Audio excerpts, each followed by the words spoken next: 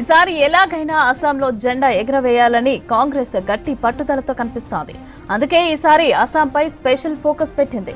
Congress అగ్రనాయకురాలు Wayanad MP Priyanka గాంధీకి ఆ party కీలక బాధ్యతలను అప్పగించింది. ఈ ఏడాది అస్సాంలో ఎన్నికలు జరగనున్న వేళ ప్రియాంకను అస్సాం స్క్రీనింగ్ కమిటీ చైర్మన్ గా నియమించింది కాంగ్రెస్. ఏఐసీసీ ప్రధాన కార్యదర్శి కేసీ వేణుగోపాల్ ఉత్తర్వులు జారీ చేశారు. ప్రియాంక కమిటీలో లోక్సభ ఎంపీలు ఇమ్రాన్ మసూద్, సప్తగిరి శంకర్ ఉలకతో పాటు సిరివెల్ల ప్రసాద్లను సభ్యులుగా నియమించారు.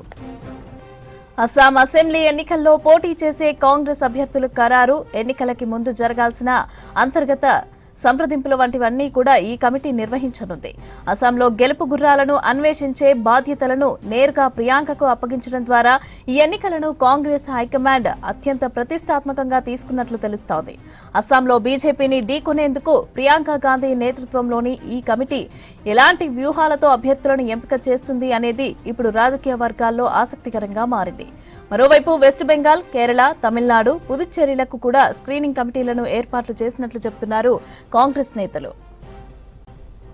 అభ్యర్థుల పనితీరు, సామర్థ్యం ఆధారంగా రాష్ట్ర ఎన్నికల కమిటీ నామినేషన్ల కోసం అభ్యర్థులను ఎంపిక చేస్తుందన్నారు Assam Congress leader Debabrata Saikia. Assam screening committee chairman గా ప్రియాంక గాంధీ నాయకత్వం వహిస్తారని చెప్పారు. అస్సాం ఓటర్ల జాబితాలో బీజేపీ ప్రభుత్వం అవకతవకలు సృష్టించాలని చూస్తోందని ఆరోపించారు. ఇక ఓటర్ల జాబితాలో చాలా అవకతవకలు జరగబోతున్నాయన్నారు. होने वाला है तमिलनाडु का, फिर असम का, वेस्ट बंगाल का, केरला का। तो अभी हमारा जो सिस्टम होता है प्रदेश इलेक्शन कमेटी होता है, वहाँ से जो भी नाम सुना जाएगा नॉमिनेशन के लिए सारा एक पैनल होता है और ये पैनल को स्क्रीनिंग कमेटी फिर छानबीन करते हैं किसका ज़्यादा अच्छा परफॉर्मेंस होने वाला है, किसको देने से अच्छी तरीका से लड़ सकते हैं। सो ये सब के लिए एक कमेटी बनता है और हमारा असम का कमेटी का नेतृत्व एआईसीसी के जनरल सेक्रेटरी श्रीमती प्रियंका गांधी वड्रा जी करेंगे।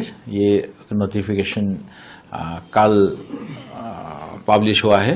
तो हम तो ऐसे ही प्रियंका जी के यहाँ पे बहुत आदर है, पहले भी कैंपेन कर चुका है, उनको काफ़ी जानकारी है असम के बारे में और इससे हमारा अच्छा होगा कि हम लोग अच्छा से काम कर पाएंगे।